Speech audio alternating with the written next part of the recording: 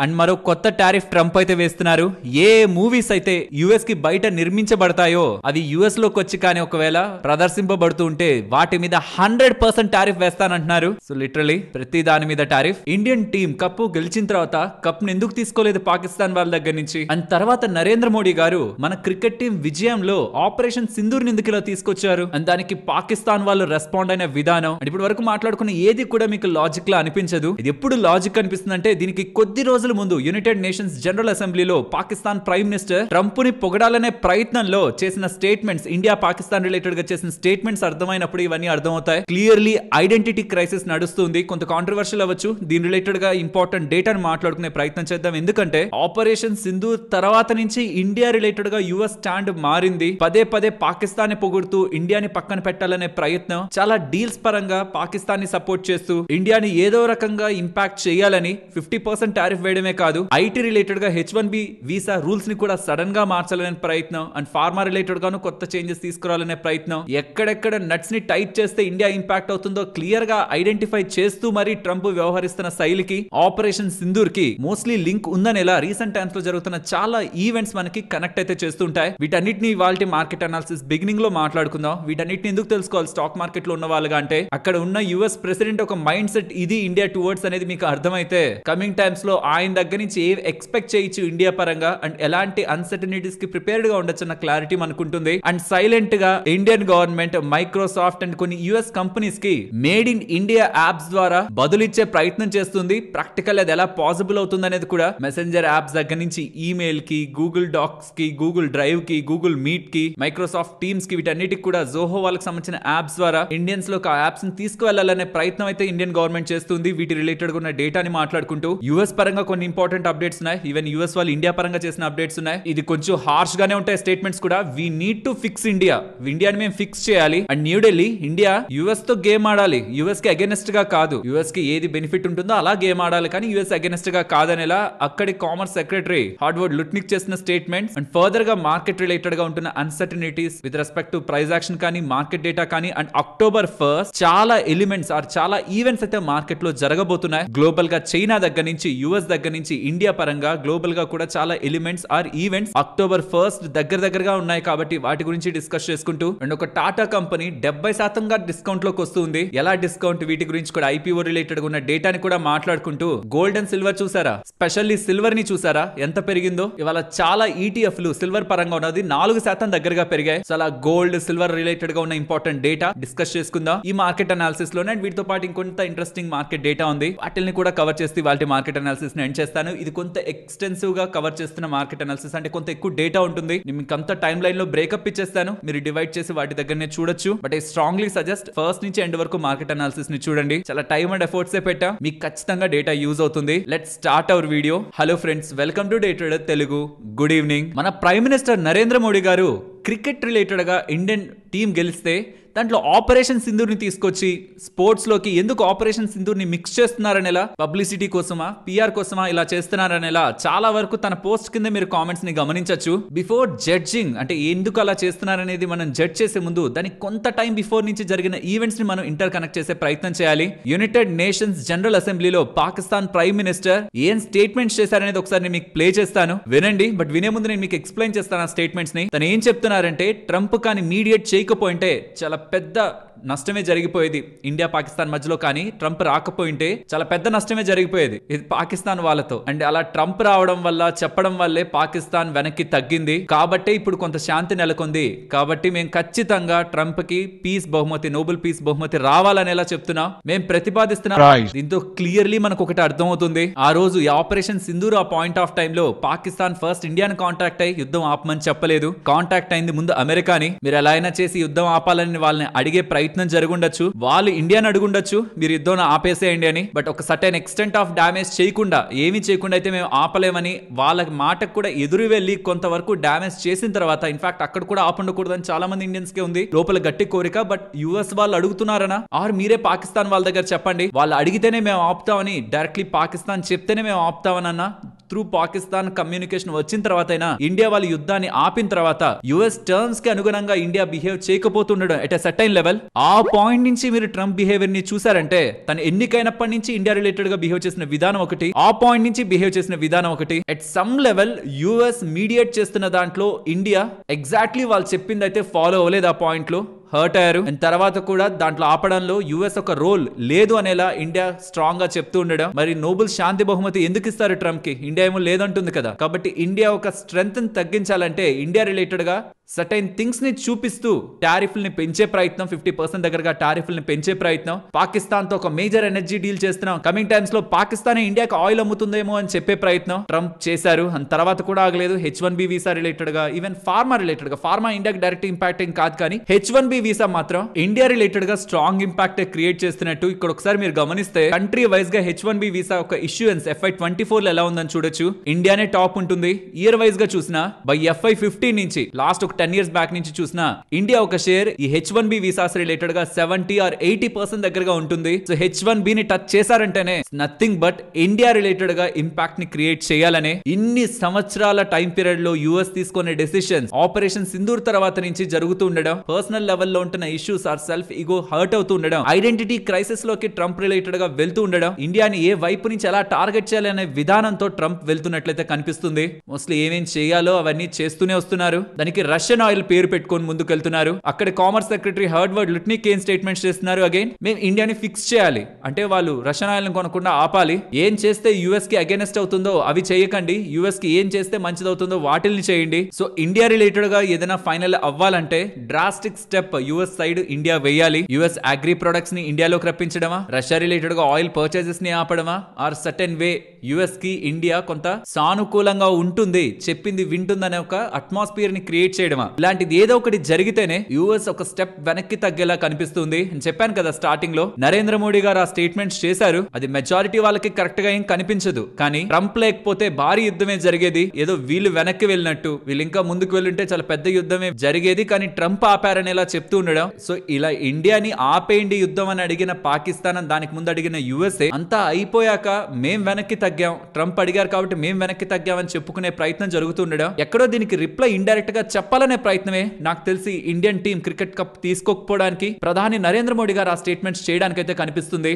ఏ రకంగా యుఎస్ దీన్ని తీసుకుంటుంది, నరేంద్ర మోడీ గారు చేసిన ఈ ట్వీట్ కి పాకిస్తాన్ అండ్ యుఎస్ కూడా దీన్ని ఏ రకంగా పర్సనల్ లెవెల్లో తీసుకుంటా అనేది మెయిన్ ఇంపార్టెంట్. చెప్పాను రీసెంట్ టైమ్స్ లో 1.5 hour పాటు 90 minutes పాటు పాకిస్తాన్ అండ్ యుఎస్ వాళ్ళు క్లోజ్ డోర్ మీటింగ్ అయితే జరిగింది. ఈవెన్ పాకిస్తాన్ కి సంబంధించిన లీడర్స్ ని కూడా ట్రంప్ ప్రశంసించారు. నేను ఎందుకు ఇది ఇంత ఇంపార్టెంట్ గా హైలైట్ చేస్తున్నానంటే ఇప్పటి వరకు ఇలాంటి స్ట్రాంగ్ రిలేషన్షిప్స్ పాకిస్తాన్ తో యుఎస్ కి లేవు, ఆర్ అట్లీస్ట్ బయటికి పోర్ట్రే అవ్వలేదు. ఏముందో మరి ట్రంప్ మంత్స్ లో మనకు తెలియదు, కానీ ఇంత స్ట్రాంగ్ గా పాకిస్తాన్ యుఎస్ మధ్యలో రిలేషన్స్ ఉన్నాయి. అది ఇండియాని పక్కన పెడుతూ ఇండియాకి అగైనెస్ట్ గా ఉంటూ గత కొన్ని సంవత్సరాల్లో యుఎస్ పాకిస్తాన్ సైడ్ ఉంది, ఇండియా సైడ్ కాదు అనేలా ఈ సినారియోస్ ఎప్పుడు డెవలప్ అవ్వలేదు. But for the first time develop అవుతూ ఉన్నాయి. ప్రాబబులీ ఇది మెయిన్ రీజన్ అయ్యిండొచ్చేమో అనిపిస్తుంది FIS ఇంతలా సెల్ చేయడానికి. పాకిస్తాన్ రిలేటెడ్ గా మీట్ జరిగినప్పటి నుంచి కూడా 5,000 crores 5,500 crores దగ్గరగా FIS ఒక స్ట్రాంగ్ సెల్లింగ్ కనిపిస్తుంది. ఈవెన్ మార్కెట్స్ రిలేటెడ్ గా కూడా ఎక్స్ట్రీమ్ ఓవర్ సోల్డ్ జోన్ లో మార్కెట్ ఉండి PCR కూడా 0.6 దగ్గర ఉండి బౌన్స్ ఉంటే ఒక స్ట్రాంగ్ బౌన్స్ ఉండాల్సిన టైంలో కూడా పెరిగిన కొంత టైం కి మార్కెట్ కొంత కూల్ ఆఫ్ అవుతూ ఉండడం. యుఎస్ ఇండియా రిలేటెడ్ గా ఉన్న రిలేషన్స్ మీద ఇండియా యుఎస్ రిలేషన్స్ దానికి రీజనా, FIS అంతా సెల్ చేయడానికి అదే రీజనా అని క్వశ్చన్ మార్క్ అయితే డెవలప్ అవుతుంది. Because apart from this India related గా రీసెంట్ టైమ్స్ లో జరిగినవన్నీ కూడా చాలా మంచి పాజిటివ్ డెవలప్మెంట్. ఇంత పాజిటివ్ డెవలప్మెంట్స్ తర్వాత కూడా FIS ఆ లెవెల్లో షార్ట్స్ ని మెయింటైన్ చేయడం అండ్ ఈ లెవెల్లో కన్సిస్టెంట్ గా మార్కెట్ లో సెల్ చేయడం. ఎమర్జింగ్ మార్కెట్స్ అన్ని కూడా 15-20% దగ్గరగా పెరిగితే ఇండియన్ మార్కెట్స్ చాలా దూరంలో ఉన్నాయి. MSCI ఏషియా పరంగా ఎక్స్ జపాన్ తీసుకుంటే మిగతా మార్కెట్స్ అన్ని 20% దగ్గరగా పెరిగాయి. బట్ ఇండియా 3-4% పెరిగింది. అది రీసెంట్ టైమ్స్ లో పడింది, అది కూడా అంత పెరుగుండదు. సో ఇంత గ్యాప్ ఉంటున్నప్పుడు మిగతా మార్కెట్లు 20% పెరిగాయి, ఇండియా ఏమో 2-3% దగ్గరగా పెరిగింది. ఇంత గ్యాప్ ఉంటున్నప్పుడు వేరే మార్కెట్స్ కంటే ఇండియన్ మార్కెట్స్ రీసెంట్ టైమ్స్ లో పెరగలేదు అని తెలుస్తున్నా సరే FIS ఇంతలా సెల్ చేస్తున్నారంటే సర్టైన్ లెవెల్ ఆఫ్ అన్సర్టనిటీ వాళ్ళు ఏమైనా మార్కెట్ పరంగా ప్రిడిక్ట్ చేస్తున్నారా? ఎందుకు ట్రంప్ ఇలా ఉంటున్నారు కదా, కమింగ్ టైమ్స్ లో ఇంకేం చేస్తారులే, ఇదంతా సార్ట్ అవుట్ అయ్యాక మళ్ళీ ఇండియాలోకి వద్దాం అనే లాంటి స్టాండ్ తోనే ఎఫ్ఐఎస్ సెల్లింగ్ ఇంత ఇంటెన్సిఫైడ్ గా మార్కెట్ లో డెవలప్ అవుతుందా అనేది మేజర్ క్వశ్చన్. లేదంటే రీసెంట్ టైమ్స్ లో జరిగిన డెవలప్మెంట్స్ అన్ని కూడా ఇండియా పరంగా జరిగిన ఇంటర్నల్ గా జరిగిన డెవలప్మెంట్స్ అన్ని కూడా మన ఇండియన్ కన్సంప్షన్ ని స్ట్రెంథెన్ చేసేవి, మార్కెట్స్ లో ఎఫ్ఐఎస్ యొక్క బయింగ్ ని పెంచాల్సినవి, షార్ట్స్ ని కవర్ చేయాల్సినవి, మార్కెట్స్ ని ఖచ్చితంగా బాగా స్ట్రాంగ్ గా మూవ్ చేయాల్సినవి. కానీ అవేవి జరగలేదు. ఈవెన్ బెనిఫిట్ ఆఫ్ డౌట్ కూడా కమింగ్ టైమ్స్ లో క్వార్టర్లీ నెంబర్స్ వచ్చాకైనా వీళ్ళ సెల్లింగ్ పెరుగుంటే క్వార్టర్లీ నెంబర్స్ బాలేక అప్పుడైనా అలా అనుకోవచ్చు. బట్ ఈ లోపు ట్రంప్ తీసుకుంటున్న ఒక్కొక్క యాక్షన్ ఇండియాకి అగేనెస్ట్ గానే ఉంటుండడా, ఇది ఇంకెంత ముందుకు వెళ్తుందని ఒక క్వశ్చన్ మార్క్స్ మార్కెట్స్ రిలేటెడ్ ఉన్న సెంటిమెంట్ అయితే డిస్టర్బ్ చేశాయి. చూడాలి ఈ డెవలప్మెంట్స్ ఇంకెంత ముందుకు వెళ్తాయని. నరేంద్ర మోడీ గారు చేసిన స్టేట్మెంట్స్ కి అక్కడి ACC president and Pakistan cricket board కి సంబంధించిన చైర్మన్ నాకి రియాక్ట్ అయితే అయ్యారు. ఎలా రియాక్ట్ అవుతారు? అగేనెస్ట్ గానే, యాంటీగానే రియాక్ట్ అయ్యారు. బట్ వీళ్ళేం రియాక్ట్ అవుతున్నారు అనేది కాదు పాయింట్. క్లియర్ గా ట్రంప్ వల్ల యుద్ధం ఆగింది, తనకి నోబెల్ శాంతి బహుమతి ఇవ్వాలని పాకిస్తాన్ సరెండర్ అయిపోయింది. ఇండియా పాకిస్తాన్ అడిగింది కాబట్టి, వాళ్ళు రిక్వెస్ట్ చేశారు కాబట్టి మేము యుద్ధంలోంచి బయటకు వచ్చాం, కానీ ట్రంప్ అడిగారని కాదు అనేలా మన వాళ్ళు ఓపెన్ గా ట్రంప్ కి అగేనెస్ట్ గానే స్టేట్మెంట్స్ చేస్తున్నారు. అండ్ దానికి ఒకసారి గుర్తు చేయడానికి నరేంద్ర మోడీ గారి క్రికెట్ టీం గెలిచిన తర్వాత, కప్ గెలిచిన తర్వాత కూడా ఈ వేసిన ట్వీట్ ఇండియా స్టాండ్ ని ఇండైరెక్ట్ గా రిప్రజెంట్ చేసే ప్రయత్నం అయితే చేసింది అగేనెస్ట్ ద పాకిస్తాన్. మరి దీనికి ఇంకా ఫర్దర్ రియాక్షన్స్ యూఎస్ సైడ్ నుంచి ఏం ఎక్స్పెక్ట్ చేయొచ్చు అనేది కూడా కమింగ్ టైమ్స్ లో చూడాలి. నెక్స్ట్ అక్టోబర్ 1 గురించి మాట్లాడుకోవాలి. అక్టోబర్ 1 చాలా ఎలిమెంట్స్ ఉన్నాయన్నమాట.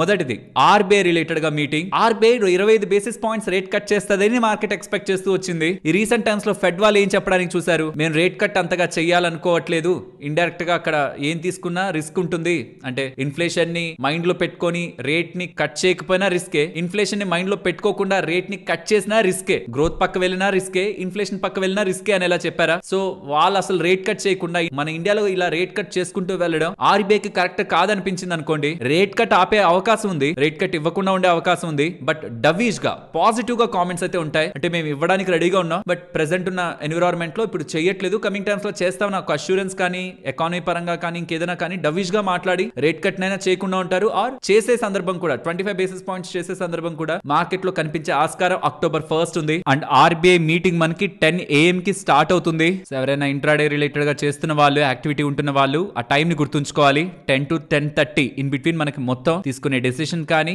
చేసే స్టేట్మెంట్స్ కానీ అప్డేట్ అయితే అవుతాయి. ఆ పాయింట్ లో మార్కెట్ కూడా వోలటైల్ గా ఉంటుంది. ఇదొకట. ఈ డ్రామా మీరు చాలా సార్లు చూసుంటారు కదా, యుఎస్ గవర్నమెంట్ షట్ డౌన్ అయిపోతుంది, వాళ్ళ దగ్గర ప్రాపర్ బడ్జెట్ ఉండదు, సో దానికి కానీ రిపబ్లికన్స్ ఒప్పుకోకపోతే యుఎస్ గవర్నమెంట్ షట్ డౌన్ అయిపోతుంది. బట్ దీని రిలేటెడ్ గా ట్రంప్ మీటింగ్స్ తో ఉన్నాడు, డెమోక్రాట్స్ అండ్ రిపబ్లికన్స్ వాళ్ళందరూ మీటింగ్ ని ఏర్పాటు చేసుకుంటున్నారని ఎలా కనిపిస్తుందా. ఇది కూడా అక్టోబర్ 1 లోపు డెసిషన్ రావాలి. ఇప్పటి వరకు మెజారిటీగా యుఎస్ షట్ డౌన్ అని బోల్డ్ సార్లు మనం వినుంటాం, ఎప్పుడు షట్ డౌన్ అయితే అవ్వలేదు. అయితే మార్కెట్స్ మంచిగానే రియాక్ట్ అవుతాయేమో, యుఎస్ మార్కెట్స్ మొత్తం ఇండియన్ గ్లోబల్ మార్కెట్స్ అని. బట్ ఇప్పటి వరకు అలాంటి సినారియో లేదనమాట. చివరి నిమిషంలో ఒప్పేసుకుంటారు అపోజిషన్స్ వాళ్ళు, ఆమోదిస్తూ ఉంటారు బిల్స్. ఓకే, ఇంకా స్పెండింగ్ రిలేటెడ్ గా ముందుకు వెళ్ళండి, మేము ఆమోదిస్తున్నాం అని. సో ఇది కూడా అక్టోబర్ 1 ఉంది. బట్ మనం చెప్పలేం ఏం జరుగుతుందో. ఇప్పటి వరకు అయితే ఎప్పుడు కూడా ఇంత major panic or government shutdown పరంగా వెళ్ళిపోలేదు. బట్ హూ నోస్ నెక్స్ట్ ఏం జరుగుతుంది అనేది. ఎక్కువ పానిక్ అవ్వాల్సిన అవసరం లేదు, ఎందుకంటే గతంలో ఎప్పుడు అలాంటి రిపీట్ అవ్వలేదు కాబట్టి. బట్ ఈవెంట్ ఉంది అనేది అయితే గుర్తుంచుకోండి అక్టోబర్ 1. అలాగే చైనాకు సంబంధించిన గోల్డెన్ వీక్ అనేది స్టార్ట్ అవుతుంది అక్టోబర్ 1 నుంచి 8 వరకు. And October 2 market holiday and 3rd market open అవుతుంది, అది ఫ్రైడే. తర్వాత మళ్ళీ 4th and 5th Saturday Sunday కూడా హాలిడే. సో ఇది అక్టోబర్ 1 ఫ్యూ డేస్ రిలేటెడ్ గా మనం గుర్తుంచుకోవాల్సిన ఇంపార్టెంట్ థింగ్. అండ్ మార్కెట్ పరంగా నెక్స్ట్ కొద్ది రోజుల్లో 20కి పైగా ఐపీఓలు మార్కెట్ లో ఓపెన్ అవుతున్నాయి. అందులో ఒకనొక ఐపీఓ గురించి మాట్లాడాలి, టాటా క్యాపిటల్ గురించి. ఇక్కడ నేను మీకు చార్ట్ చూపించలేకపోతున్నాను, కానీ జూన్ 1, 2025 టాటా క్యాపిటల్ పరంగా అన్లిస్టెడ్ మార్కెట్ లో జరిగిన ట్రాన్సాక్షన్ ఎంతకో తెలుసా? 1100 పర్ షేర్ కి. ఒక్కొక్క షేర్ 1100 అమ్మారు. ఇప్పుడు అది మార్కెట్ లోకి ఎంతకు వస్తుంది? 310 నుంచి 326 రూపీస్ పర్ షేర్. 70% దగ్గరగా డిస్కౌంట్ లో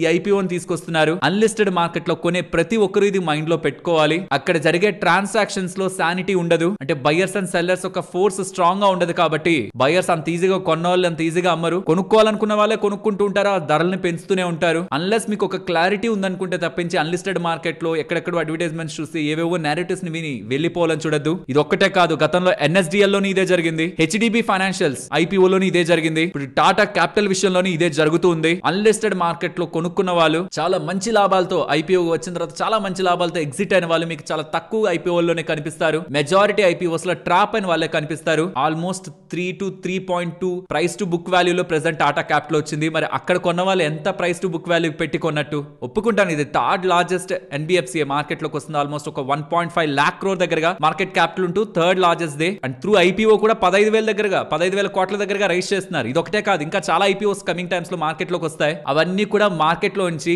ఆల్రెడీ ఎఫ్ఐఎస్ పట్టుకు వెళ్తున్నారు. ఈ ఐపీఓలు కూడా పట్టుకు వెళ్తాయి. ఇన్వెస్టర్స్ పాకెట్స్ లోకి మనీ వెళ్తది. ఈ ఐపీఓస్ కి ముందు ఇన్వెస్ట్ చేసిన వాళ్ళు ఉంటారు కదా తక్కువ ధరలో, వాళ్ళు ఎగ్జిట్ అవుతుంటారు. అండ్ కొంత మొత్తం డబ్బులు కంపెనీలకు కూడా వెళ్లే ప్రయత్నం జరుగుతుంది. కాబట్టి ఈ ఐపీఓ యూఫోరియా ఉంటున్నంత వరకు కూడా మార్కెట్ రిలేటెడ్ గా ఉంటున్న వెళ్లాల్సిన మనీ కూడా త్రూ ఐపీఓస్ వెళ్ళి ఈవెన్ మ్యూచువల్ ఫండ్స్ కానీ ఇవన్నీ కూడా డబ్బులు పెట్టాల్సింది మార్కెట్ లో పెట్టాల్సింది కాస్త త్రూ ఐపీఓస్ లో పెడుతూ కొంతవరకు మార్కెట్ లో లిక్విడిటీని ఈ ఐపీఓస్ తీసుకువెళ్తుంటాయి అనేది కూడా మనం గుర్తుంచుకోవాలి. అండ్ బంగారం వెండి ధరల గురించి మాట్లాడాలి ఫ్రెండ్స్. వెండి రిలేటెడ్ గా చేసిన వీడియో కొద్ది నెలల క్రితం ఇది. ఆ పాయింట్ లో నేను బంగారం కంటే వెండే పెరుగుతుందనే అనుకోనే చేశాను ఆ వీడియో. బట్ ట్రస్ట్ మీ, ఇంత నేను పెరుగుతుందని అయితే అనుకోలేదు. ఫ్యాక్టర్స్ ఉన్నాయని అనుకున్నాను కానీ మరి వెండిని ఈ రకంగా పెంచేస్తారు, అది ఏమైనా స్టాకా, ఏమైనా ఎర్నింగ్స్ ఇచ్చేదా? గోల్డ్ కూడా ఏమైనా స్టాక్, అది ఎర్నింగ్స్ ఏమైనా ఇస్తుందా మనకి? ఒక మెటల్, ఒక కమోడిటీ ఇంత యూఫోరియానా వెండి బంగారం పరంగా? బంగారం పెరుగుతుందని అనుకుంటున్నాం, సెంట్రల్ బ్యాంక్స్ కొంటున్నాయని అనుకున్నాం, ఫ్యాక్టర్స్ ని కూడా ఎక్స్ప్లెయిన్ చేశాను. పడిపోతుందని నేను ఎక్కడా చెప్పలేదు. బట్ పెరుగుతుందంటే కూడా ఈ రకంగా పెరుగుతుందని కూడా నేను అనుకోలేదు. అలా అని పడిపోతుందని ఎక్స్పెక్ట్ చెయ్యొద్దు. చాలా ఫ్యాక్టర్స్ ఉన్నాయి మార్కెట్ లో. బంగారం వెండి ఎందుకు పెరుగుతుందని, బంగారంతో పోలిస్తే ఎందుకు వెండి పెరిగే అవకాశం ఉందని నాకు తెలిసి రిపీటెడ్ గానే మనం మాట్లాడుకున్నాం. కానీ రికార్డ్ లెవెల్స్ ని బ్రేక్ చేస్తూ మళ్ళీ బంగారం వెండి అయితే పెరుగుతుంది. అండ్ ఇండియా మీద ఇంకా ప్రెషర్ పెరిగే అవకాశం ఉంది. Because hundreds of drones and missiles Ukraine side Russia వాళ్ళైతే యూజ్ చేశారు గత కొద్ది గంటల్లో. అండ్ యుక్రెయిన్ కి సంబంధించిన ప్రెసిడెంట్ జెలెన్స్కీ వాళ్ళ ఎనర్జీ రెవెన్యూని కట్ చేయండి అనేలా వెస్ట్ కూడా, అంటే యూరోపియన్ కంట్రీస్ కూడా చెప్తున్నారు. ఒకవేళ మీరు రష్యాని ఇప్పుడు ఆపకపోతే మాతో ఆగిపోదు, ఇంకా ఈ వార్ వైడ్ అండ్ డీపర్ అవుతుంది అనేలా జెలెన్స్కీ వార్నింగ్ ఇచ్చే ప్రయత్నం కూడా చేస్తున్నారు. అంటే రష్యాని ఆపండి ఆపండి అని. ఇప్పుడు రష్యాని ఆపాలంటే వెస్ట్ వాళ్ళు వాళ్ళకి సంబంధించిన స్పెండింగ్స్ ని తగ్గించాలి రష్యా పరంగా. దీంతో పాటు యుఎస్ రిలేటెడ్ గా ఉంటున్న ఆప్షన్ ఏంటి? ఇదే టైం కదా అని ఇండియా మీద ప్రెషర్ పెట్టడం. ఇండియా వినట్లేదు కాబట్టి second level and third level of actions కూడా మేము తీసుకుంటాం ఎనర్జీ కొంటున్న వాళ్ళని రిలేటెడ్ గాని మాట్లాడే ప్రయత్నం కూడా యుఎస్ చేసే అవకాశం ఉంటుంది. ఈ రష్యా యుక్రెయిన్ క్రైసిస్ కానీ ఇంకా ఫర్దర్ గా ముందుకు వెళ్తున్నప్పుడు ఇలా జరిగింది అనుకోండి, చైనా మీద ఇండియా మీద ఒకవేళ యుఎస్ ఇంకా అగేనెస్ట్ గా బిహేవ్ చేసే ప్రయత్నం చేస్తే ఇది కూడా ఫర్దర్ గా బంగారం ధరల్ని ఒకవేళ పడాలన్న స్టేజ్ వస్తున్నా సరే ఇలాంటి సినారియోస్, యుద్ధాలు కానివ్వండి, లేకపోతే ఒక కంట్రీ ఇంకొక కంట్రీకి అగేనెస్ట్ గా వెళ్లే ఇలాంటి యాక్షన్స్ కానివ్వండి, బంగారం ధరని సపోర్ట్ చేస్తూ ఉంటాయి. 4% దగ్గరగా ఇవాళ చాలా వరకు ఈటీఎఫ్ లు మీకు పెరుగుంటాయి సిల్వర్ పరంగా. ఎందుకంటే మార్కెట్ క్లోజ్ అయిన తర్వాత వెండి అలా పెరిగిందనమాట. అండ్ బంగారం కూడా ఏదో కన్సాలిడేట్ అయినట్టు కొంత కన్సాలిడేట్ అయింది, కొంత పడినట్టు పడి మళ్ళీ అక్కడి నుంచి రికార్డ్ స్థాయిలో పెరుగుతూ ఒక రకమైన ఇరిటేషన్ ని నాకు తెలిసి బంగారం కొనాలనుకునే వాళ్ళ రిలేటెడ్ గా అయితే క్రియేట్ చేస్తుండొచ్చు. బట్ గుర్తుంచుకోండి, దీనికి కారణం ఉంది పెరగడానికి. మనం కొని పెంచుతున్నది కాదు. సెంట్రల్ బ్యాంక్స్ స్పెషల్లీ యుఎస్ తీసుకుంటున్న చర్యలతో సెంట్రల్ బ్యాంక్స్ కొంటున్న బయింగ్, ఈ రీసెంట్ టైమ్స్ లో చైనా వాళ్ళ మిత్ర దేశాలతో కూడా మీరు బంగారం కొనండి, మేము చూసుకుంటాం, మా దగ్గర స్టోర్ చేయండి అని చెప్తూ ఉండడం. ఇండియా రిలేటెడ్ గా ఇప్పుడు యుఎస్ వ్యవహరిస్తున్న తీరుతో కూడా యుఎస్ కి ఇండియా దగ్గర వెళ్తుందా దూరం వెళ్తుందా? అలా దూరం వెళ్ళాలనే ప్రయత్నంలో డబ్బులు ఎక్కడికి వెళ్లే అవకాశం ఉంది. సో ఈ ఆస్పెక్ట్స్ లోనే మనకి గోల్డ్ అండ్ సిల్వర్ పెరుగుతుంది. But silver the different scenario. అందుకే నేను చెప్పాను, చాలా సార్లు చెప్పాను, ఈ వీడియోని చూస్తేనే మీకు అర్థమవుతుంది సిల్వర్ ఎందుకు పెరుగుతుందని. అండ్ మీకు నేను రీసెంట్ టైమ్స్ లో కూడా చెప్పాను, సిల్వర్ పెరుగుతుంది అంటే లిస్టెడ్ స్పేస్ లో ఉంటున్న కంపెనీ ఏదైనా ఒక స్టాక్ కి లాభం ఉంటుందంటే అది హిందుస్థాన్ జింక్ కి. పేరులో జింక్ ఉంది. ఎస్, వీళ్ళు one of the largest producer related to zinc. అదే కాదు, లెడ్, సిల్వర్, కాడ్మియం పరంగా కూడా వీళ్ళు బిజినెస్ ని చేస్తారు. సడన్ గా సిల్వర్ ఇలా పెరుగుతూ ఉండడం ఈ పర్టికులర్ స్టాక్ లో కూడా మనకి జంప్ కనిపించింది. 1979 తర్వాత 1979 తర్వాత గోల్డ్ ఇంతలా పెరగడం ఇదే మొదటిసారి. ఈవెన్ సిల్వర్ కూడా లాస్ట్ గత 10 సంవత్సరాల్లో ఎప్పుడు ఇంతలా పెరగలేదు. ఇంత మోస్ట్ వోలటైల్ కమోడిటీ కూడా ఇంతలా లాస్ట్ గత 10 సంవత్సరాల్లో ఎప్పుడు పెరగలేదు. ఇవే కాదు, గతంలో ఈ వీడియోలోనే ఎక్స్ప్లెయిన్ చేసినట్టు ప్లాటినం అండ్ ఇతర మెటల్స్ కూడా రీసెంట్ టైమ్స్ లో పెరుగుతున్నాయి. బట్ వాటన్నిటి లెక్క వేరులేండి. గోల్డ్ మెజారిటీ మెటల్, మనం ఎక్కువగా అందరూ ఒక ఇంట్రెస్ట్ ఎక్కువ ఉండేది. దాని తర్వాత సిల్వర్, ఇండస్ట్రీ డిమాండ్ కొంత పెరుగుతుండడం, వాటికి మాత్రమే మన లాజిక్స్ మల్టిపుల్ టైమ్స్ మాట్లాడుకున్నాం. ఫర్దర్ గా కూడా థీమ్ ఒకటే, సెంట్రల్ బ్యాంక్స్ ఒక బయింగ్ ఎక్కువగా ఉంటూ ఉందంటే గోల్డ్ ధర పెరుగుతూ ఉంటుంది. ఈవెన్ పడ్డా వాళ్ళు సపోర్ట్ చేస్తారు. వాళ్ళ బయింగ్ ఎప్పుడైతే ఆగిపోయిందని ఒక క్లారిటీ మార్కెట్ కి వస్తుందో, ఇప్పటి వరకు వీటి రిలేటెడ్ గా బిల్డ్ అయిన లాంగ్ పొజిషన్స్ అన్ని కూడా అప్పుడు అన్వైండ్ అయ్యే ప్రయత్నంలో మంచి కరెక్షన్ మనం గోల్డ్ లో చూస్తాం. అది ఎప్పుడు అన్నదే బిగ్ క్వశ్చన్. ఈ లోపు బంగారం ధరను ఎక్కడికి తీసుకువెళ్తారనేది ఇంకొక మేజర్ క్వశ్చన్. సిల్వర్ ది మాత్రం different scenario. Industrial demand silver prices ని మూవ్ చేస్తూ ఉంది. And US companies and global గా ఉన్న ఇతర కంపెనీస్ అన్నిటికీ మన ఇండియాలో ఎక్కువ ప్రాధాన్యత ఉంటుంది. ఈ యాప్స్ అన్ని కూడా రైట్ హ్యాండ్ సైడ్ ఉంటున్న యాప్స్ అన్నిటిని కూడా మీరు చాలా వరకు వాడుతూనే ఉంటారు. బట్ దానికి కాంపిటీషన్ గా జోహో వాళ్ళకి సంబంధించిన మెసేజింగ్ యాప్ దగ్గర నుంచి అరెట్టాయ్ అనే ఒక యాప్, ఇన్స్టెంట్ మెసేజింగ్ యాప్ అంట. ఎవరైనా వాడుతున్నారు ఆల్రెడీ? వాడుతుంటే మీ ఫీడ్బ్యాక్ ఒకసారి చెప్పండి. దీంతో పాటు జీమెయిల్ కి ఆల్టర్నేటివ్ గా, గూగుల్ క్యాలెండర్ కి ఆల్టర్నేటివ్ గా, డ్రైవ్ కి ఆల్టర్నేటివ్ గా, డాక్స్ కి ఆల్టర్నేటివ్ గా, షీట్స్ కి ఆల్టర్నేటివ్ గా, మీటింగ్స్ కి గూగుల్ మీట్ కి ఆల్టర్నేటివ్ గా జోహోకి సంబంధించిన చాలా యాప్స్ పరంగా ఇంట్రెస్ట్ అయితే పెరుగుతుంది. రోజుకు 3000 యూజర్స్ వచ్చారు వచ్చే వాళ్ళు కాస్త ఇప్పుడు 3,50,000 యూజర్స్ వస్తున్నారని, చాలా ఇంటెన్స్ డిమాండ్ అయితే కనిపిస్తుందని మొత్తం సర్వర్స్ అన్నింటినీ కూడా స్కేల్ అప్ చేసి ఇండియన్ డిమాండ్ ని మీట్ చేయాలని ప్రయత్నిస్తున్నట్టు జోహో వాళ్ళైతే చెప్తున్నారు. మన ఐటీ మినిస్టర్ కూడా జోహోని ప్రశంసిస్తూ ఈ మైక్రోసాఫ్ట్ వాళ్ళకి సంబంధించిన విండోస్ ఆఫీస్ సూట్ ఉంటుంది కదా, దానికి ఆల్టర్నేటివ్ గా జోహో వాళ్ళ యాప్స్ ఉన్నాయని వాటిని ప్రమోట్ చేయాలని ప్రయత్నం గవర్నమెంట్ సైడ్ నుంచి కూడా జోహోకి చేయూతూ వస్తుండడం, చాలా వరకు ఇండియాలో ఆ యాప్స్ ఒక ప్రాధాన్యత అయితే పెరుగుతుంది. దీని ఎగ్జాంపుల్ గా తీసుకొని ఇంకొన్ని ఇండియన్ కంపెనీస్ వీటి మీద బిల్డ్ చేసి ఇలాంటి సిమిలర్ యాప్స్ ని ఇండియాలోకి తీసుకొచ్చి డిపెండెన్సీ యూఎస్ కంపెనీస్ రిలేటెడ్ గా తగ్గించుకుంటే చాలా వరకు రెవెన్యూస్ ఇండియా పరంగా సెల్ఫ్ గా జనరేట్ అయ్యి అది మన ఇండియన్ గ్రోత్ కూడా ఉపయోగపడుతుంది. ఇలాంటి రాంగ్ టైమ్స్ లోనే కదా మూమెంట్ ఇంటర్నల్ గా స్టార్ట్ అయ్యి కంట్రీస్ ఇంకా స్ట్రెంథెన్ అయ్యే ప్రయత్నం జరుగుతుంది. దాంట్లో ఇది ఒక పార్ట్ గా చూడాలి. బట్ మార్కెట్ పరంగా ఉంటున్న కన్సర్న్ అంతా కూడా కమింగ్ టైమ్స్ లో ఎఫ్ఐఎస్ ఒక స్టాండ్ ఎలా ఉంటుంది, ట్రంప్ ఏం బిహేవియర్ ఇండియా పరంగా చూపిస్తారు అని. ఇప్పటి వరకు ఎంతైతే వర్స్ట్ ఇండియా పరంగా చేయాలో అది చేసేసారా, ఇంకా చేయాల్సింది ఏం లేదా, ఇంకింతకు మించి దిగితే సెల్ఫ్ డామేజ్ అవుతుందని యూరోపియన్ కంట్రీస్ తో నేను కాదు ముందు మీరు వేయండి టారిఫ్స్ ఇండియా మీద చైనా మీద 100% వేయండి అని అడుగుతున్నారు. మరి యూరోప్ వేయకపోతే ఇండియా కూడా తగ్గకపోతే దాని అప్పుడు యూఎస్ స్టాండ్ ఏంటి, అప్పుడు ట్రంప్ తీసుకునే డెసిషన్స్ ఏంటి ఇండియా పరంగా అన్నది గ్రే ఏరియాలో అయితే మిగిలిపోతుంది. వన్ థింగ్ ఇస్ ష్యూర్, ఈ లోపు ఇండియన్ కన్సంప్షన్ పరంగా ఉంటున్న స్ట్రాంగ్ డేటా మార్కెట్ లోకి వస్తుంది. ఇండియన్ కన్సంప్షన్ థీమ్ మీదే ఇండియన్ డొమెస్టిక్ గ్రోత్ మీద ఆధారపడ్డ కంపెనీస్ నెంబర్స్ ని పబ్లిష్ చేస్తాయి. ఆ నెంబర్స్ బాగున్నాయని మార్కెట్ కనిపించినప్పుడు ఆ పర్టికులర్ స్టాక్స్ పెరిగే ప్రయత్నంలో కూడా మార్కెట్ ఎఫ్ఐఎస్ ఒక ఇన్ఫ్లోస్ ని ఆకర్షించే అవకాశం ఉంది. బట్ ఈ లోపు ట్రంప్ ఏం చేస్తాడన్న ఒక క్వశ్చన్ మార్క్స్ తో మార్కెట్ ఒకవేళ షార్ట్ టర్మ్ లో ఫాల్ అవుతున్నా, కొంతవరకు పానిక్ అవుతున్నా, అది పర్సనల్ లెవెల్లో ఉంటున్న ఇష్యూస్ తో వాళ్ళు ఇండియా పరంగా చూపిస్తున్న కక్ష అనేది మాత్రం మనం అర్థం చేసుకోవాలి. అలాంటివి షార్ట్ టర్మ్ లోనే ఉంటాయి. లాంగ్ టర్మ్ లో ఆ కంట్రీ యొక్క గ్రోతే మ్యాటర్ అవుతుంది. అది ఇండియా పరంగా స్ట్రాంగ్ గా ఉందనేది మనం అర్థం చేసుకోవాలి. షార్ట్ టర్మ్ మళ్ళీ చెప్తున్నాను, ట్రంప్ కారణంగా మార్కెట్ పడితే పానిక్ అయ్యే సినారియో నా ఇన్వెస్టర్స్ లో ఒక్కరి దగ్గర కూడా ఉండద్దు. అయితే అవకాశంలో చూడండి, డబ్బులుంటే కొనుక్కోండి. సినారియోస్ అన్ని మంచిగా ఉన్నాయి. ట్రంప్ అవకాశం ఇస్తున్నాడు, లేని దానికంటే కింద పడేయాలని తను చూస్తున్నప్పుడు అది అవకాశంగానే మనం చూడాలి. డబ్బు లేకపోతే అలా వెయిట్ చేయండి. మరి నేను చెప్పే మాటల మీద మీకు అంత నమ్మకం లేకపోయినా ఇప్పటి వరకు చూసిన ఫాల్ ని ఇరిటేషన్ గా మీరు చూస్తూ ఉన్నా అది మీ ఇష్టం. మీరు కంప్లీట్ గా మీకు ఏది నచ్చితే అదే చేయండి. బట్ కమింగ్ టైమ్స్ లో తను క్రియేట్ చేసే పానిక్ లో ఎగ్జిట్ తీసుకుంటే మాత్రం ఇదంతా సార్ట్ అవుట్ అయ్యాక మార్కెట్స్ చూపిస్తున్న రిటర్న్స్ మన పోర్ట్ఫోలియో లెవెల్లో మనం మిస్ అవుతాం అనేది గుర్తుంచుకోవాలి. అండ్ ఎందుకు షార్ట్ టర్మ్ లోనే ఉంటుంది, లాంగ్ టర్మ్ లో ఇంపాక్ట్ ఉండదు అంటున్నానంటే, గ్లోబల్ గా ఉన్న టాప్ 3 రేటింగ్ ఏజెన్సీస్ లో one of the top rating agency అయిన మూడీస్ వాళ్ళు ఇండియా రిలేటెడ్ గా క్రెడిట్ రేటింగ్ ని BAA3 దగ్గరగా అలానే ఉంచుతూ అవుట్లుక్ ని కూడా స్టేబుల్ గా ఉంచారు. నిజంగా కమింగ్ టైమ్స్ లో ఇండియా ఒక పరిస్థితి వీక్ అవుతుంది అనుకుంటే వాళ్ళు అవుట్లుక్ ని నెగిటివ్ గా మార్చేవాళ్ళు అండ్ రేటింగ్ ని కూడా స్టేబుల్ గా ఉంచేవాళ్ళు కాదు, డౌన్ గ్రేడ్ చేసేవాళ్ళు. ఈ ట్రంప్ రిలేటెడ్ గా అన్సర్టనిటీ ఇంకా అలానే కొనసాగుతుంది అనుకుంటే, గతంలో మనకి S&P వాళ్ళు కానీ ఫిచ్ వాళ్ళు కానీ ఎలా అయితే స్టేట్మెంట్స్ చేశారు, ఇప్పుడు మూడీస్ వాళ్ళు కూడా అదే రూపంలో ఇండియా ఒక రేటింగ్ స్టేబుల్ గా ఉంచుతూ గ్రోత్ రిలేటెడ్ గా స్ట్రాంగ్ అవుట్లుక్ ఇస్తూ ఉండడం మార్కెట్స్ పరంగా లాంగ్ టర్మ్ లో మనం మంచిగానే చూడాలి. ఐ నో ఇవాళ మార్కెట్ అనాలిసిస్ కొంచెం ఎక్కువగా వెళ్ళుంటుంది ముందుకి, బట్ చాలా డేటా పాయింట్స్ అయితే మనం కవర్ చేసాం. హోప్ మీకు అది వాల్యుబుల్ గా అనిపించిందని, ఇలాంటి కంటెంట్ మీ ముందుకు తీసుకురావడానికి మేము పెట్టిన ఎఫర్ట్ మీకు వాల్యుబుల్ గా అనిపించుంటే మన వీడియోని లైక్ చేస్తూ పెడుతున్న ఎఫర్ట్స్ ని ఎంకరేజ్ చేయండి. ఫ్రెండ్స్, చాలా మంది సోషల్ మీడియాలో rich dad poor dad book రాసిన రాబర్ట్ కియోసాకి గారు నా దగ్గర ఒకవేళ $100 ఉంటే ఎక్కడ నేను పెడతానంటే సిల్వర్ కాయిన్ ని కొనేస్తాను మొత్తాన్ని పెట్టి. ఎందుకంటే కమింగ్ టైమ్స్ లో సిల్వర్ భారీగా పెరగబోతుంది. ప్రెసెంట్ నేను పెడుతున్న $100 $500 ఒక సంవత్సరంలోనే అయిపోతుంది, అంటే 5 రెట్లు పెరుగుతుంది అనేలా. రేపు మళ్ళీ కొంటున్నాను, సిల్వర్ ఎక్స్ప్లోషన్ ని మిస్ అవ్వద్దు అనేలా, టేక్ కేర్ అనేలా తన ట్వీట్ అయితే కనిపిస్తుంది.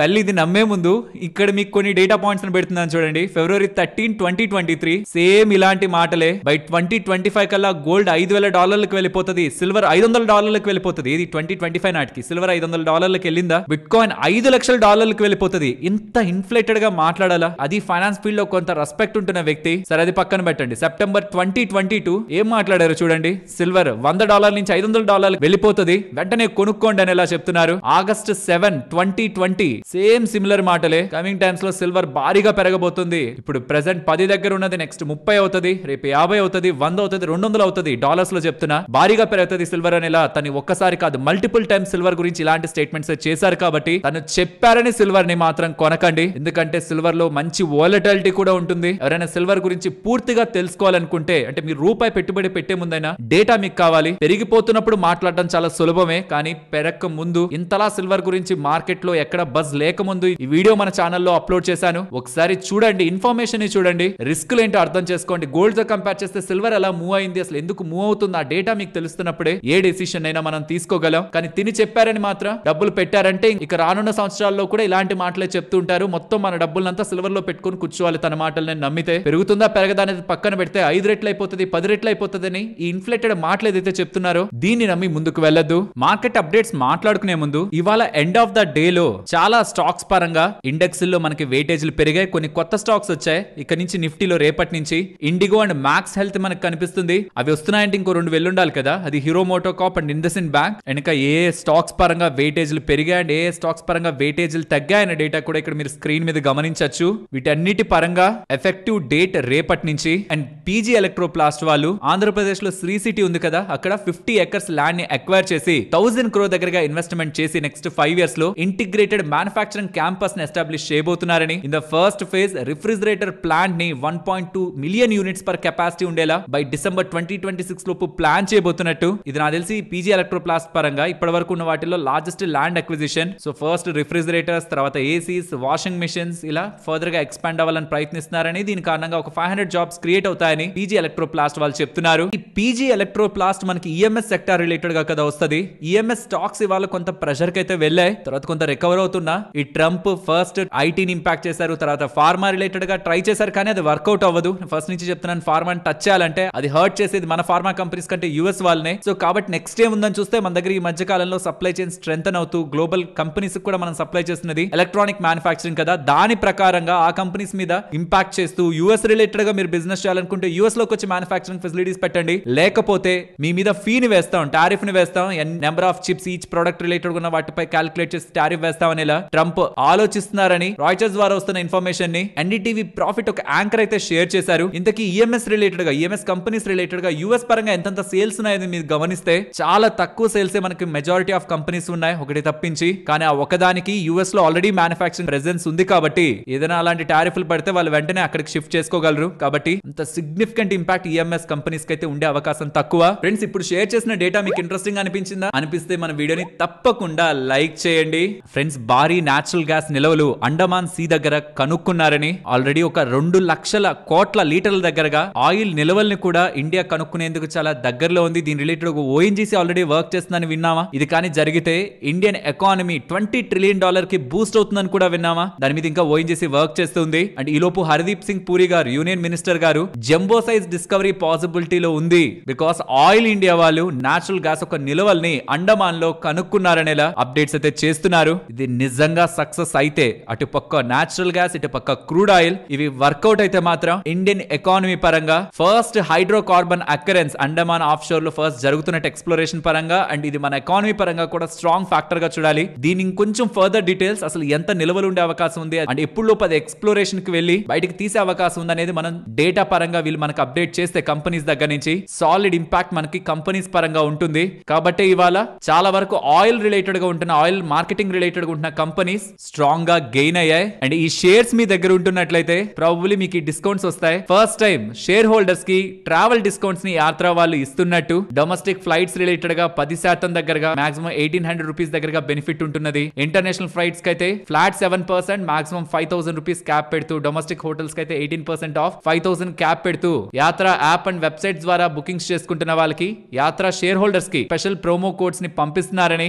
19th సెప్టెంబర్ 2025 లోపు ఎవరైతే షేర్ హోల్డర్స్ ఉంటారో వాళ్ళకి మాత్రమే ఈ స్పెషల్ డిస్కౌంట్స్ వర్తిస్తాయని అప్డేట్ అయితే చేస్తున్నారు. సో స్లోగా యూజర్స్ ని ఇన్వెస్టర్స్ గా మార్చేలా ఉన్నారు. ఇంతకీ యాత్ర ప్లాట్ఫామ్ ఎవరైనా వాడుతూ ఉంటారా? మీ ఎక్స్పీరియన్స్ ఏంటో చెప్పండి. కంపేర్డ్ విత్ అదర్ ప్లాట్ఫామ్స్ యాత్రలో ఎలాంటి బెనిఫిట్స్ మీకు కనిపిస్తూ ఉంటాయని, ఆర్ మీరు ఈ ఫ్లైట్స్ కానీ హోటల్స్ కానీ both for domestic and international A platforms ని వాడుతుంటారనేది కూడా వీలైతే చెప్పండి. అండ్ ఇవాళ వోకార్డ్ స్టాక్ చాలా ఎక్కువగా పెరిగింది కదా. దీనికి ప్రధానమైన కారణం యుఎస్ వాళ్ళు ఫార్మా మీద భారీగా టారిఫ్లు వేసేస్తున్నారు అని కొంత భయపెట్టిన తర్వాత ఎవరికైతే మ్యానుఫాక్చరింగ్ ఫెసిలిటీస్ యుఎస్ లో ఉంటాయో వాళ్ళ మీద టారిఫ్లు పడవని చెప్పారు. అది అయిపోయింది. దాని తర్వాత ఏ కంట్రీస్ అయితే ఎగ్జిస్టింగ్ గా మాతో ట్రేడ్ డీల్ కుదుర్చుకున్నాయో వాళ్ళ మీద కూడా టారిఫ్లు పడవని చెప్పేశారు. సో ఈ యూరోపియన్ యూనియన్ కానీ జపాన్ కానీ వాళ్ళు ఆల్రెడీ ట్రేడ్ డీల్స్ కుదుర్చుకున్నారు కాబట్టి వాళ్ళ మీద అక్కడ ఉంటున్న ఫార్మా కంపెనీస్ మీద టారిఫ్లు పడదు కదా. అండ్ ఆల్రెడీ వోకార్డ్ ఫార్మా వాళ్ళకి వాళ్ళ ఫ్లాగ్షిప్ డ్రగ్ జైనిచ్ రిలేటెడ్ గా ప్రొడక్షన్ జరిగేది యూరోప్ లో. సో కాబట్టి అదే వాళ్ళ మెయిన్ డ్రగ్. సో దాన్ని ఒకవేళ ఎక్స్పోర్ట్ చేయాలనుకుంటే వాళ్ళు యూరోప్ నుంచి చేసుకుంటారు. అండ్ ఏదైతే టారిఫ్లు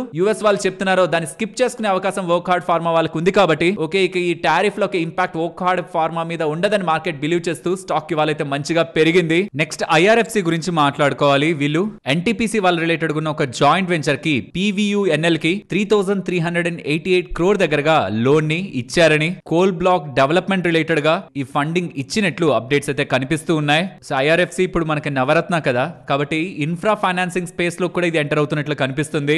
not just railways, pre engineered steel buildings related గా బిజినెస్ చేసే ఇంటర్ ఆర్క్ వాల్ రిలేటెడ్ గా ఆంధ్రప్రదేశ్ లో 25,000 మెట్రిక్ టన్ కెపాసిటీతో కొత్త ఫెసిలిటీ కమింగ్ టైమ్స్ లో రాబోతుందని 27th సెప్టెంబర్ న భూమి పూజ చేశారని 100 కోట్ల దగ్గరగా ఇంటర్ ఆర్క్ వాల్ దీని రిలేటెడ్ గా ఇన్వెస్ట్మెంట్ చేసి FY27 సెకండ్ క్వార్టర్ లోపు ఈ కొత్త ప్లాంట్ నుంచి ఫర్దర్ గా వాళ్ళ ప్రొడక్షన్ ని 25,000 మెట్రిక్ టన్ రిలేటెడ్ గా పెంచుకోవాలని చూస్తున్నట్టు, దీని కారణంగా 200 జాబ్స్ దగ్గరగా క్రియేట్ అవుతాయనేలా కూడా చెప్తున్నారు. సో వీళ్ళు కాన్స్టెంట్ గా వీళ్ళు రిలేటెడ్ గా కెపాసిటీస్ అయితే పెంచుకుంటున్నారు. అండ్ రిలయన్స్ వాళ్ళు క్యాంపా కోలా రిలేటెడ్ గా కూల్ డ్రింక్ లో సక్సెస్ ని సాధించిన తర్వాత ప్యాకేజ్డ్ వాటర్ బాటిల్స్ ఉన్నాయా, దాంట్లో కిన్లే కానీ బిస్లరీ కానీ ఆక్వాఫినా కానీ వీళ్ళు కదా లీడర్స్, వాళ్ళని డిస్టర్బ్ చేస్తూ 1 లీటర్ క్యాంపా సైడ్ నుంచి క్యాంపా షూర్ అనే ఒక బ్రాండింగ్ తో 15 రూపీస్ తీసుకురావాలని అక్టోబర్ లో మోస్ట్లీ నేషన్ వైడ్ గా దీన్ని రోల్ అవుట్ చేసి లీటర్ ఏమో 15 రూపీస్ కి, 2 లీటర్స్ ఏమో 25 రూపీస్ కి తీసుకొచ్చి కాంపిటీటర్స్ రిలేటెడ్ గా ఉన్న బిజినెస్ ని డిస్టర్బ్ చేస్తూ వీళ్ళు గ్రో అవ్వాలని ప్రయత్నిస్తున్నట్లు అప్డేట్స్ అయితే కనిపిస్తున్నాయి. సో వీళ్ళది ప్రైజింగ్ స్ట్రాటజీ మీద రన్ అవుతుంది బిజినెస్ అంతా. బట్ దీని పరంగా ఈ వాటర్ బాటిల్ పరంగా ధర తగ్గినట్లయితే చాలా మంది కామన్ ట్రావెలర్స్ కి, ట్రైన్ లో వెళ్తున్న వాళ్ళకి ఆర్ బస్ లో వెళ్తున్న వాళ్ళకి బాటిల్స్ కొనుక్కుందాం అనుకున్నప్పుడు మిగతా వాటితో పోలిస్తే తక్కువ ధరకు వచ్చినప్పుడు అదే స్టాండర్డ్స్ లో ఉంటే కొనే వాళ్ళకి లాభమే. అండ్ ఈ ప్రాసెస్ లో మార్కెట్ షేర్ ని గెయిన్ అవుతూ బిజినెస్ పరంగా కూడా రిలయన్స్ రీటైల్ పరంగా అడ్వాంటేజ్ అయితే ఉంటుంది. లెట్స్ సీ ఎలా సక్సెస్ అవుతారని. అండ్ యాక్సెస్ కేట్స్ వాళ్ళకి కౌంటర్ డ్రోన్ సిస్టమ్స్ రిలేటెడ్ గా, man portable counter drone systems related గా ఇండియన్ ఆర్మీ దగ్గర నుంచి ఆర్డర్ లభించినట్లు అప్డేట్స్ అయితే చేస్తున్నారు. అండ్ ఒక ట్రాజెడిక్ ఇన్సిడెంట్ అయితే గోదావరి పవర్ రిలేటెడ్ గా జరిగింది. అండ్ ఇది 6 మంది ప్రాణాలని తీసుకుంది కూడా. ఏం జరిగింది, వాళ్ళ ప్లాంట్ లో రూఫ్ ఉంటుంది కదా, అది కొలాప్స్ అయింది వాళ్ళ ఛత్తీస్గఢ్ స్టీల్ ప్లాంట్ లో. దీని కారణంగా 4 అఫీషియల్స్, 2 వర్కర్స్ దగ్గరగా అందులో ట్రాప్ అయి ప్రాణాలను అయితే కోల్పోయారు. దీని రిలేటెడ్ గా 46 లక్షల దగ్గరగా అసిస్టెన్స్ ని ఇలా జరిగిన వాళ్ళ ఫ్యామిలీస్ కి వీళ్ళు ప్రకటించారని, వాళ్ళ చిల్డ్రన్ కోసం కానీ అండ్ ఎవరికైతే అలా జరిగిందో వాళ్ళ ఫ్యామిలీస్ కి పెన్షన్ ఇవ్వడంలో కానీ కంపెనీ ఉందని, దీని మీద ఇంటర్నల్ ఇన్వెస్టిగేషన్ వీళ్ళు చేస్తున్నట్టు గోదావరి పవర్ వాళ్ళైతే చెప్తున్నారు. అండ్ జాగిల్ వాళ్ళు ఐడిఎఫ్సి ఫస్ట్ బ్యాంక్ తో పార్ట్నర్షిప్ ని ఏర్పాటు చేసుకొని వాళ్ళకి SaaS సొల్యూషన్స్ ని ఇస్తారంటున్నారు. Software as a service solutions ఇదొకటి, SaaS పార్ట్నర్షిప్ ఒకటి చేసుకుంటున్నారు. దీంతో పాటు ఐడిఎఫ్సి ఫస్ట్ బ్యాంక్ వాళ్ళకి సంబంధించిన ఫారెక్స్ సొల్యూషన్స్ ని కార్పొరేట్స్ కి 3 years రిఫరల్ అగ్రిమెంట్ లో భాగంగా ఐడిఎఫ్సి ఫస్ట్ బ్యాంక్ తో ఫారెక్స్ పార్ట్నర్షిప్ ని కూడా క్రియేట్ చేసుకుంటున్నట్టు జాగిల్ వాళ్ళైతే చెప్తున్నారు. సో ఐడిఎఫ్సి ఫస్ట్ బ్యాంక్ తో ఈ 2 పార్ట్నర్షిప్లు వీళ్ళు కుదుర్చుకున్నారని స్టేట్మెంట్స్ అయితే చేశారు. నెక్స్ట్ ఇండియన్ ఆర్మీ రిలేటెడ్ గా ఒక లార్జ్ ఆర్డర్ డిఫెన్స్ కంపెనీస్ కి వచ్చిందని, ఆల్మోస్ట్ BEL వాళ్ళు 30,000 crores కి సంబంధించిన ఆర్డర్ ని ఎయిర్ డిఫెన్స్ మిసైల్ సిస్టమ్స్ పరంగా టెండర్ చేశారని, అండ్ భారత్ డైనమిక్స్ వాళ్ళు 10,500 to 12,000 crores కి సంబంధించిన ఆర్డర్స్ కి, అండ్ అపోలో మైక్రో సిస్టమ్స్ వాళ్ళు కూడా సర్టైన్ ఆర్డర్స్ ఇండియన్ ఆర్మీ పరంగా ఉంటున్న వాటి పరంగా అప్లై చేయబోతున్నట్లు మనకి డేటా అయితే కనిపిస్తుంది. అండ్ దీంతో పాటు BEL వాళ్ళకి 1,092 crore విలువ చేసే అడిషనల్ డిఫెన్స్ ఆర్డర్స్ ఆర్మీ దగ్గర నుంచి లభించాయనేలా అప్డేట్ చేస్తున్నారు. సో పెద్ద పెద్ద ఆర్డర్స్ కి టెండర్ వెళ్తున్నారు. కొత్త ఆర్డర్ కూడా 1,092 crore విలువ చేసే ఆర్డర్ కూడా వీళ్ళకి లభించింది. రైల్టెల్ వాళ్ళకి 50 crore 62 lakhs విలువ చేసే order Bihar education project council వాళ్ళ దగ్గర నుంచి లభించిందని, ఇది 31st December 2025 లోపు కంప్లీట్ చేస్తారని అప్డేట్ చేశారు. అండ్ L&T వాళ్ళు అఫీషియల్ గా ఇది కమ్యూనికేట్ చేస్తున్నారు. వాళ్ళు హైదరాబాద్ మెట్రో రైల్ రిలేటెడ్ గా ఎగ్జిట్ అవుతూ ఇకపై ఆ మెట్రో రైల్ ని తెలంగాణ గవర్నమెంట్ టేక్ ఓవర్ చేయబోతుందని, ఇందుకు గాను తెలంగాణ గవర్నమెంట్ 13,000 కోట్ల దగ్గరగా అప్పుని కడుతూ ఈవెన్ 2,000 కోట్ల దగ్గరగా ఈక్విటీ రిలేటెడ్ గా సెటిల్మెంట్ కూడా L&T రిలేటెడ్ గా చేయాల్సి ఉంటుంది. అండ్ ఇంకా ఫర్దర్ గా కూడా phase 2 రిలేటెడ్ గా కూడా ఎక్స్పాన్షన్ మెట్రో రిలేటెడ్ గా జరగాల్సి ఉంది. అది కూడా కమింగ్ టైమ్స్ లో కంప్లీట్ అవ్వచ్చు. సెంట్రల్ లో ఉన్న గవర్నమెంట్ కానీ రాష్ట్ర ప్రభుత్వాలు కానీ దీని రిలేటెడ్ గా స్ట్రాంగ్ ఇంట్రెస్ట్ ని తీసుకుంటే, నెక్స్ట్ ఈ టాటా కన్స్యూమర్ వాళ్ళు 2,000 కోట్ల దగ్గరగా MOU ని ministry of food processing industries వాళ్ళతో కుదుర్చుకున్నారు. ఇందులో భాగంగా ఇండియాలో చాలా చోట్ల వీళ్ళు ఫుడ్ ప్రాసెసింగ్ ఇండస్ట్రీస్ ని ఎస్టాబ్లిష్ చేసి ఓవర్ ద 5 years 2,000 కోట్ల దగ్గరగా ఇన్వెస్ట్మెంట్ చేయబోతున్నట్లయితే చెప్తున్నారు. దీని కారణంగా ఇండియాలో ఫుడ్ ప్రాసెసింగ్ సెక్టర్ బూస్ట్ అవుతుందని టాటా వాళ్ళు అప్డేట్ చేశారు. అండ్ JSW స్టీల్ కి మంచి శుభవార్తనే చెప్పాలి. సుప్రీం కోర్టు వాళ్ళు JSW స్టీల్ రెజల్యూషన్ ని భూషణ్ పవర్ రిలేటెడ్ గా అప్హోల్డ్ అయితే చేశారు. గతంలో ఉన్న ప్రమోటర్స్ అండ్ క్రెడిటర్స్ రిలేటెడ్ గా అపీల్స్ ని డిస్మిస్ చేస్తూ NCLT ఆర్డర్ February 2020 ఆర్డర్ ని అప్హోల్డ్ అయితే చేయడం జరిగింది. ఇది JSW స్టీల్ పరంగా మంచి వార్తగానే చూడాలి. ఓకే, మరి ఇక ఉంటాను. మరొక ఇంట్రెస్టింగ్ వీడియోతో మళ్ళీ కలుస్తాను. అంతవరకు టేక్ కేర్. జై హింద్.